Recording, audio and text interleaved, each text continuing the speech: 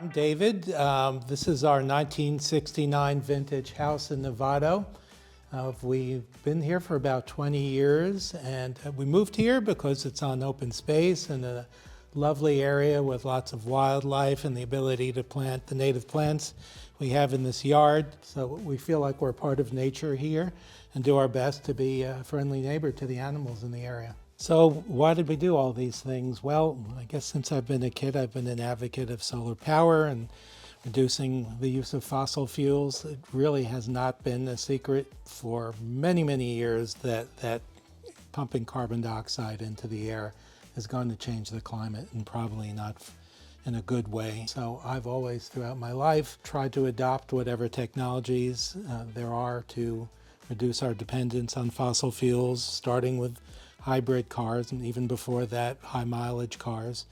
And of course, the house was the last great place to advance to a non-fossil fuel lifestyle, and so that's what we've done here. So we'll start by showing you what's happening in the garage. All right, well, I guess we start with the solar equipment that's in the garage. It's not really a big impact in terms of space. We have our garbage in front of the battery and the recycling basically tucked underneath. We've got the inverter, and this is called a backup interface, which negotiates between the solar panels and this 16 kilowatt hour battery that stores our excess solar, keeps us going at night. And we've chosen to essentially try to eliminate our use of any grid power. A big part of electrification goes on in the garage, so of course, the washing machine is electric. The dryer we had in here was gas. When we had gas removed, we obviously had to move to an electric dryer. The most efficient way to dry laundry is not with any sort of dryer, but with a hanging rack. So we took some old plumbing pipe and a chain from the hardware store and hung this so that we could hang things very conveniently. So this is our heat pump water heater. There's a water tank, a conventional water tank here, and then that black area is a heat pump, or in other words, an air conditioner that runs in reverse and pumps heat into the water.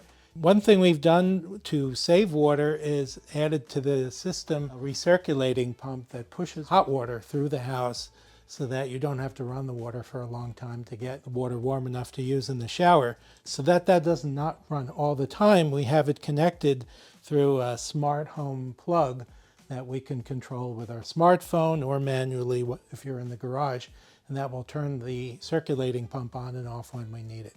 A few years ago, we had an electrician come and put in a 240 volt outlet here, and we placed a Costco car charger on the wall here so that with the cord at about 25 feet, we can charge cars inside the garage or outside the garage. During the middle of the day, between our panels and sometimes our battery, we're using only homegrown solar power to fuel our cars.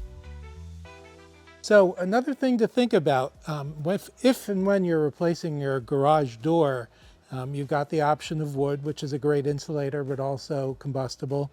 And there are various types of steel doors. We chose insulated, which keeps the garage cooler in the summer and warmer in the winter. And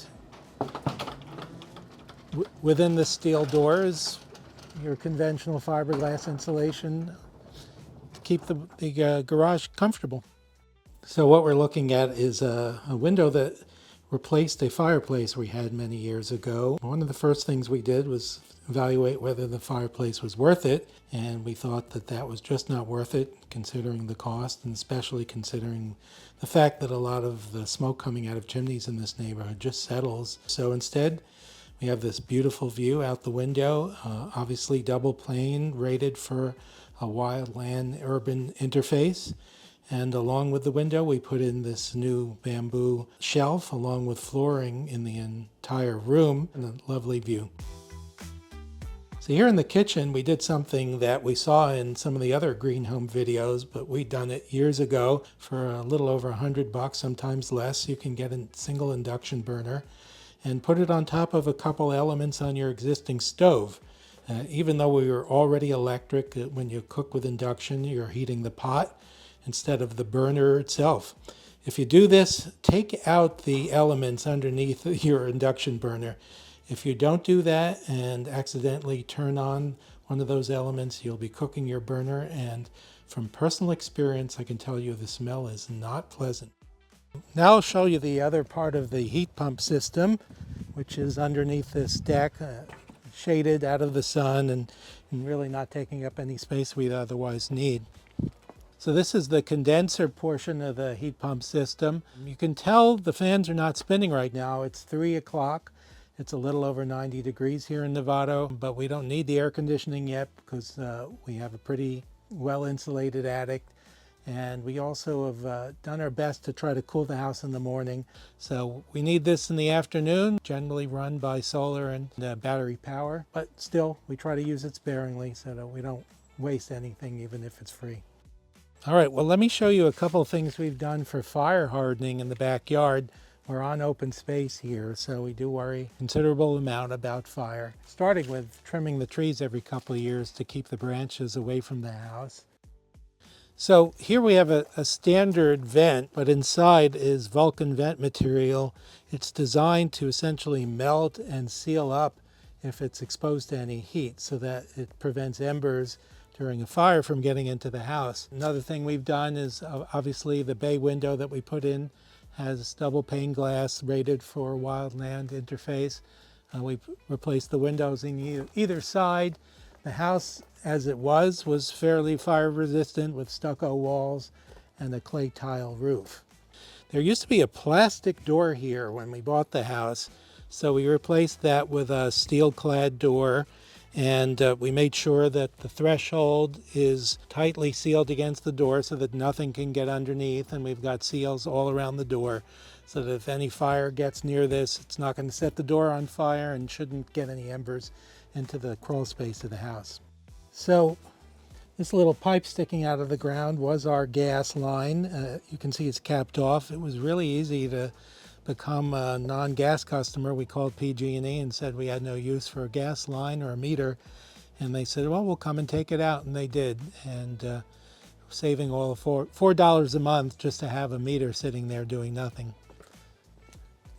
These are former pickle barrels that we got from Friedman's up in Petaluma. They cost all of $20 each.